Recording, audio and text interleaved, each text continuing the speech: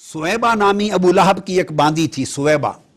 हजरत आमिना के पास अबू लहब ने भेजा कि मेरे भाई मरहूम अब्दुल्ला के घर आज बच्चा होने वाला है, जा मेरी भावज आमिना की खिदमत कर और मुझे खबर सुना। सुवैबा गई, आका अलैहिस्सलाम की विलादत हुई और विलादत के बाद पहला दूध भी सुवैबा ने पिलाया। तो ये सही बुखारी है, किताबुन निकाह मेरे हाथ में है।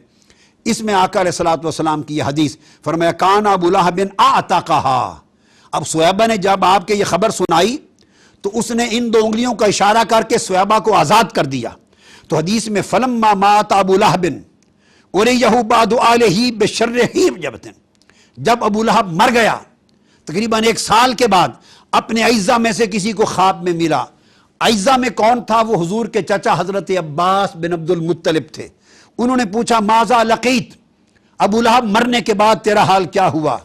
उसने कहा लम अलक़ बअदकुम गैरा, मुझे तुम्हारे बाद कोई खैर, कोई बेहतरी और आराम नहीं मिला। ऊपर नीचे दाएं बाएं दोज़ख की आग में जल रहा हूं।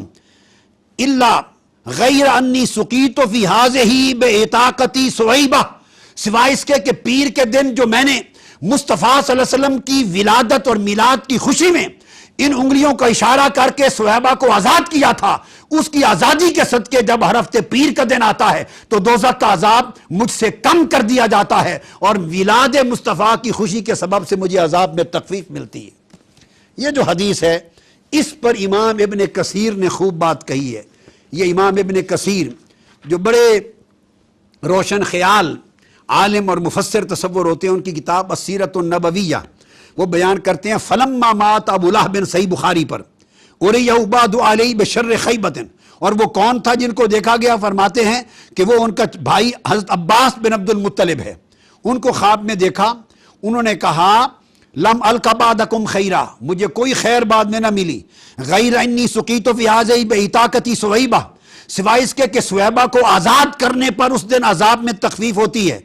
और इशारा किया व इशारा इला नुक़रतल्लती बैनल इब्हाम वल्लती तलिया मिनल असाबे, इन उंगलियों के दरमियान के हिस्से की तरफ इशारा किया और कहा कि यह हजरत अब्बास अखूहुल अब्बास ने देखा।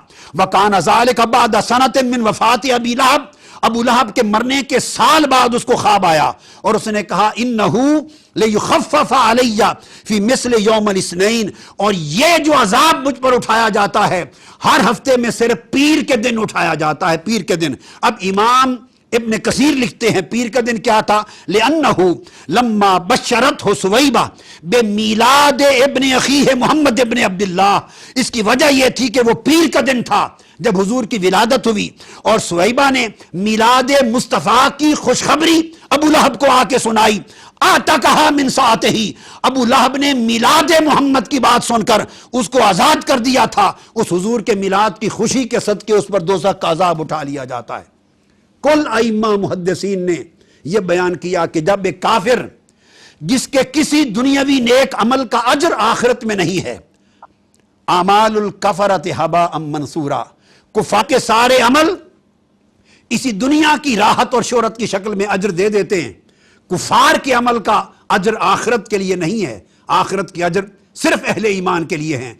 वो अबू लहब जिसके लिए तब्बत यदा अबी लहब व तब उतरा, जो दुश्मन इस्लाम था, जिसकी मुजम्मत कुरान में आई, ऐसा बदबख्त काफिर अगर उसने हुजूर की विलादत की खुशी में मिलाद रसूल समझकर नहीं, मिलाद मोहम्मद समझकर भतीजा मोहम्मद उसके मिलाद की खुशी में सुवैबा को आजाद कर दिया था, तो रब्बे कायनात को उसकी हया भी बरकरार रही और मिलाद मोहम्मद की खुशी में किए हुए अमल का अजर अल्लाह पाक ने उसे हर पीर के दिन लौटाकर अजाब आखिरत की तखफीफ की शक्ल में अदा किया।